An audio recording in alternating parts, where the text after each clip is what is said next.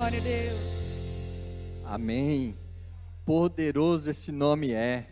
Eu tenho total certeza que você aí, na sua casa, onde você quer que esteja, seu coração já está vibrando. Você aí já deu uns glória a Deus bem alto aí na sua casa, seus vizinhos já estão, o que está acontecendo? Aí você aproveita e já manda um link para ele se conectar aqui com a gente também.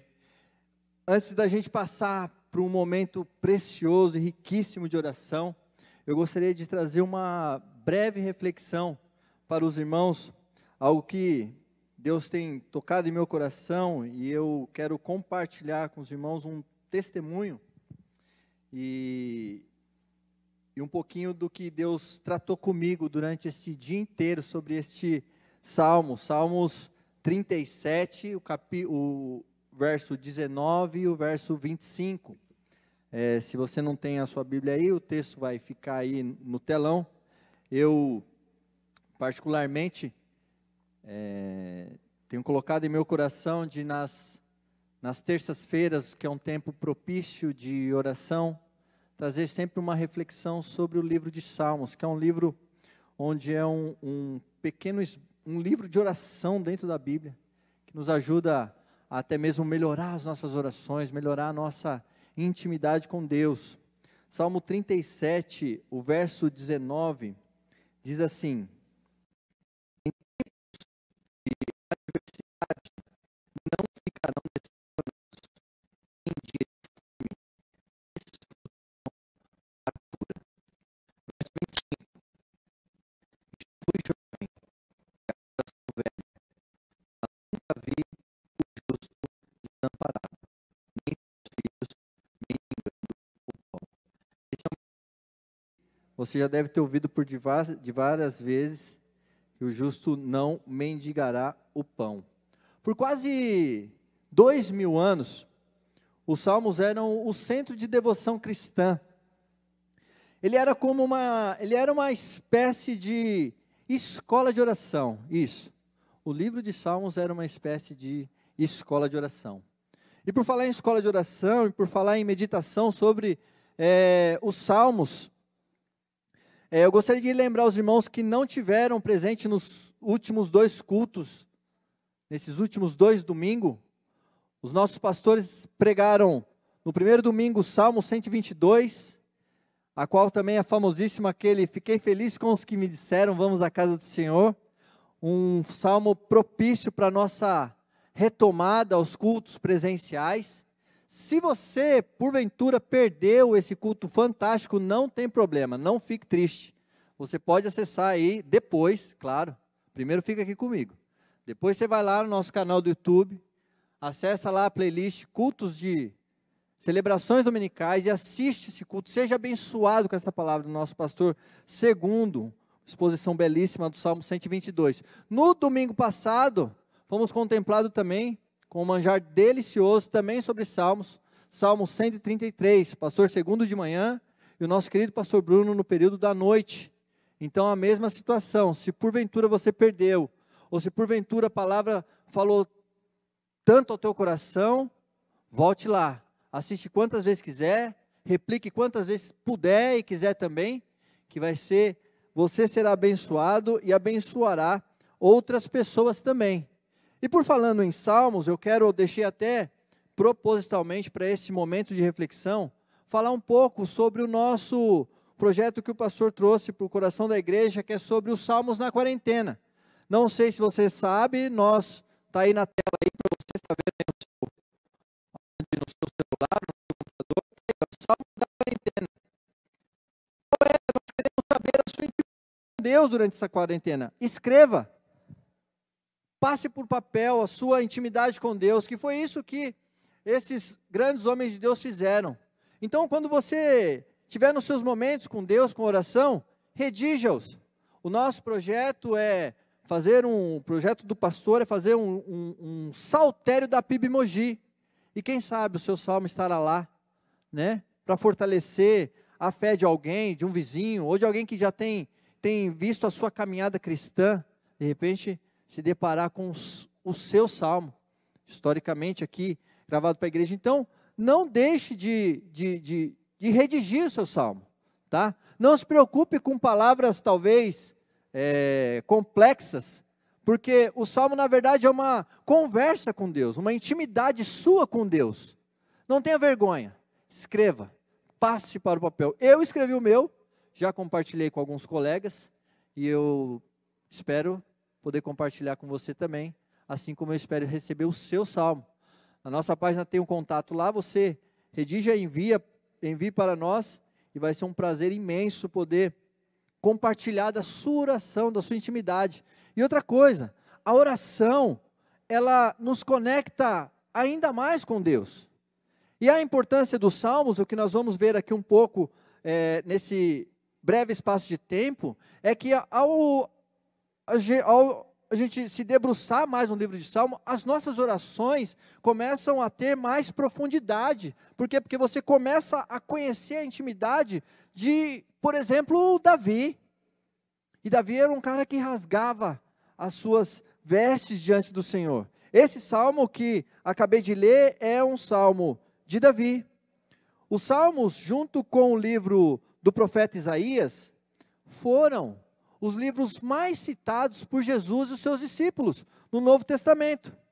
Veja o que está escrito lá em Efésios 5:19, diz assim: falando entre si com salmos, hinos e cânticos espirituais, cantando e louvando de coração ao Senhor.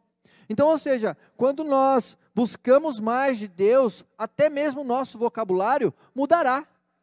Veja, não sei se é o seu caso, mas de repente você pode conhecer aí um corintiano que tenha se convertido e tenha lido a Bíblia intensamente, e agora ele já está reduzindo a quantidade de mano que ele fala, agora fala menos. Por quê? Porque agora ele tem lido mais, se debruçado mais nas palavras do Senhor. Entende? Então, a leitura da Bíblia diária, a nossa devocional, a nossa intimidade com Deus é muito importante. É fundamental para a vida cristã, até para nos fortalecer nos momentos difíceis, como esse que estamos vivendo. A fé, a Bíblia diz que a fé vem por ouvir, e ouvir a palavra do Senhor. Então, portanto, debruce na Bíblia, leia, se alimente, come, releia ela, veja as pregações o máximo de vezes que você puder ver. Vai ser benéfico para você e certamente você edificará outras pessoas também. Fica evidente com esse texto que lemos, que os primeiros cristãos recorriam aos salmos para encontrar serenidade, descanso e confiança no Senhor. Nós precisamos ter isso no nosso coração e na nossa mente, que nós necessitamos descansar e confiar plenamente no Senhor, porque é Ele quem nos sustenta. Falando um pouco sobre a reforma, Martinho Lutero afirmou que o livro dos Salmos não coloca diante de nós somente a palavra dos santos, mas também desvenda o seu coração e o tesouro íntimo de suas almas, onde aprendemos a falar com seriedade em meio a todos os tipos de vendavais, e que o saltério faz promessas tão claras acerca da morte e ressurreição de Cristo, que bem poderia ser chamado de uma pequena Bíblia. Sim, o livro de Salmos poderia, na visão de Martinho Lutero, poderia ser considerado uma pequena Bíblia. Todo o conteúdo estava ali, está ali. O teólogo alemão, eu fiquei o dia inteiro tentando decorar o nome, tentando pronunciar e não vou conseguir. O irmão Luiz até tentou me ajudar, mas não deu certo. Bonhoeffer, é isso aí. Tem esse livro, Orando com os Salmos, está aqui, ó, para você que está em casa aí. Aí, ó, está aí. Orando com os Salmos. Um livrinho curtinho. Não tô vendendo, não faço, não ganho comissão por isso, só estou compartilhando com os irmãos. Um livro que tem me abençoado muito, um livro que tem trago ao meu coração a leitura dos Salmos de uma forma diferente, com mais profundidade, com mais entendimento, com mais vontade de devorar o livro de Salmos. Então, eu recomendo que os irmãos façam essa leitura. Ele diz assim, e essa parte me chamou muito a atenção, ele diz assim, ó: se a Bíblia também contém um livro de orações, isso nos ensina que a palavra de Deus não engloba apenas a palavra que Deus dirige a nós, inclui também a palavra que Deus quer ouvir de nós. Veja, nós sabemos que Deus sabe de todas as coisas, mas nós precisamos confessar a Ele. Deus quer que a gente rasgue as nossas vestes a Ele, que nós venhamos a se entregar por completo por Ele. Sabe aquela coisa que muitas vezes nós fazemos? Eu vou dizer nós porque eu acredito muito que de fato seja nós. Deus sabe todas as coisas. Eu não preciso falar para Deus, por exemplo, a necessidade que eu estou passando hoje, porque Deus me conhece, porque Deus sabe o íntimo do meu coração, porque Deus sabe o que eu já estou passando. Sim, meu querido, Deus sabe todas as coisas, Deus não é surpreendido de nada. Aliás, alguns falam que Deus não estava a par dessa pandemia, mas sim, Deus estava, assim como estava, assim como Ele está, e assim como Ele sabe quando acabará, porque Deus é Deus. Então, rasgue as suas vestes, fale para Ele, suplique, clame ao Senhor, e certamente Ele o responderá. Esse é um salmo de Davi, como eu disse inicialmente, muito provavelmente, quando ele já estava com idade avançada. E qual que é, o que eu vejo a questão da idade avançada, até porque eu estou um pouco. Nós lemos e vivemos e caminhamos e conversamos com uma ótica diferente que fazíamos alguns anos atrás. Sabe? Aquela impetuidade, aquela explosão. Agora somos um pouco mais reflexivos. Agora pensamos um pouco mais. Agora com uma mente voltada para Cristo. Meditamos mais no Senhor antes de qualquer decisão. Antes de qualquer conversa. Antes de qualquer tomada de decisão. Entregamos tudo no altar do Senhor. Aguardando que Ele confirme ao nosso coração. Para quê? Para que as nossas ações estejam de acordo com a vontade dEle e não com a nossa. Isso nos tranquiliza. O assunto aqui nesse salmo é a questão da prosperidade dos ímpios e a aflição dos justos. Ele trata isso durante o salmo inteirinho. Fica aqui para os irmãos ler. Um salmo belíssimo, 37. Após você leia. Reflita sobre esse salmo inteiro. O salmo 37 traz a questão que os justos precisam esperar e confiar em Deus.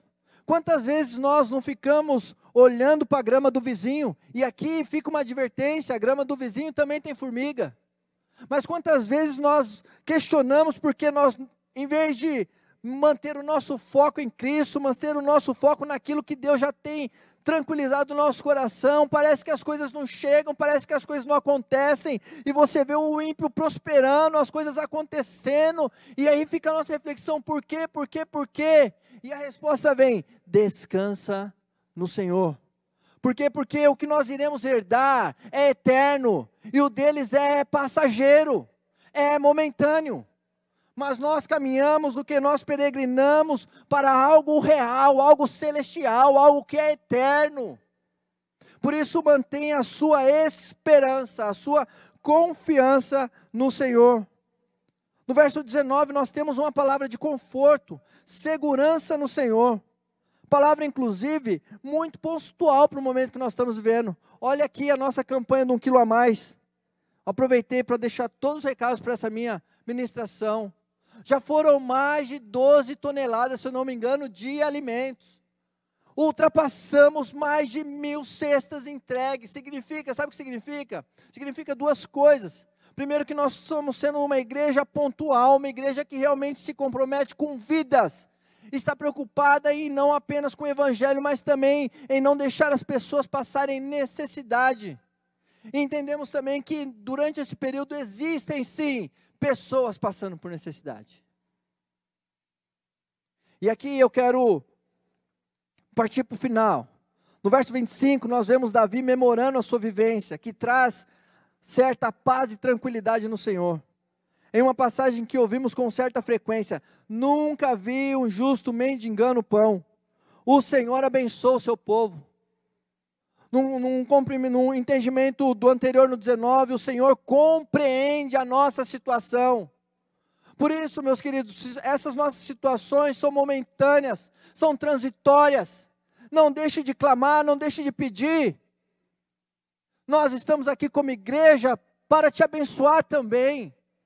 Portanto, se você me ouve agora, não sei aonde você está, se você porventura está precisando de uma cesta básica, a coisa ficou ruim aí na sua casa, nos procure. Vai ser um enorme prazer poder ajudar a sua família, poder conhecer a sua família e poder levar o evangelho até a sua família, caso vocês ainda não o conheçam. Porque essa é a nossa missão como igreja. Nessa semana, e aqui eu já encerro, estava eu e o Helder logo pela manhã, e aqui foi onde esse verso 19 pegou muito ao meu coração. O verso 19 diz: em tempos de adversidade não ficarão decepcionados, em dia de fome desfrutarão fartura. Estava eu e o Helder aqui na recepção e chegou uma senhora. E essa senhora chegou para fazer a inscrição para a cesta básica. E enquanto o Helder estava organizando as coisas, eu fiquei ali conversando com ela. E percebi que ela estava meio trêmula. Eu falei, essa mulher não está passando muito bem. Eu falei, a senhora quer um copo d'água? Ela falou, eu aceito. Peguei uma cadeira, pus para ela sentar, para ela ficar totalmente à vontade.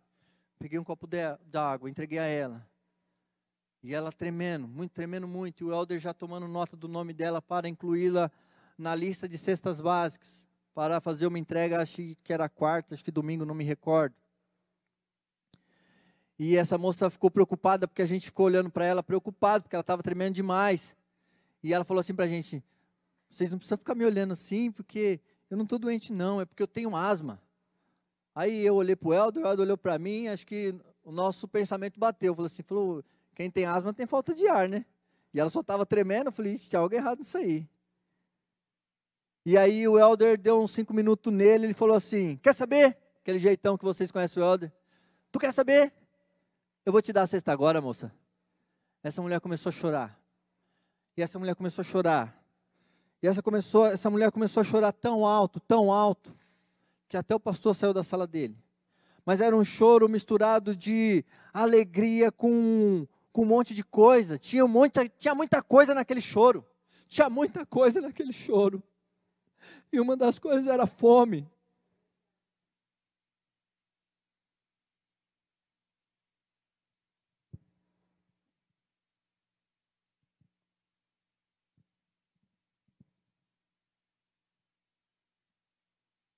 E aquela mulher revelando que era uma serva do Senhor. E que naquele dia ela tinha acabado de acordar, se sentindo um lixo. Ela tinha acabado de acordar, a filha dela tinha afrontado ela, falando para ela que o Deus dela não servia ela, que era para ela abandonar o Deus dela. E ela acordou humilhada, acordou pensando que não era nada, pensando que não era ninguém. E ela falou, e eu chego aqui, e vocês me tratam desse jeito, com tanto amor. E aí eu vejo que Deus sabe de todas as coisas, de que Deus conhece o seu coração, que Deus sabe a sua necessidade, e que Deus suprirá todas as suas necessidades. Esse é o Deus que nós servimos, esse é o Deus, aquele que quando nós caímos, Ele nos levanta. Por isso, rasgue o seu coração. Gostaria que o Ministério de Louvor viesse aqui, a irmã Diná, para orar, para interceder. Esse é o momento, meus queridos. O momento de você lançar tudo diante daquele que pode resolver a situação. O governo não vai resolver. A política não vai resolver. A economia não vai resolver. O patrão não vai resolver. Mas Jesus Cristo vai resolver. Se você ainda, por algum motivo, não entregou sua vida para Jesus, essa é a sua oportunidade. Esse é o seu momento. Esse é o seu momento. Curve-se aí onde você está. Confesse a Ele que Ele é o único e suficiente Salvador da sua vida.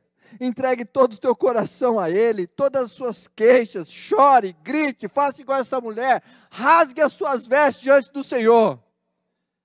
E certamente a glória de Deus resplandecerá sobre a sua face, sobre a sua vida. Deus abençoe, era essa palavra que eu gostaria de compartilhar com os irmãos nesta noite. E gostaria muito também que você, assim como nós, colocasse essa família aí nas suas orações, para que Deus continue a fortalecendo, para a honra e glória do nome dEle. Dona Iene, Deus abençoe.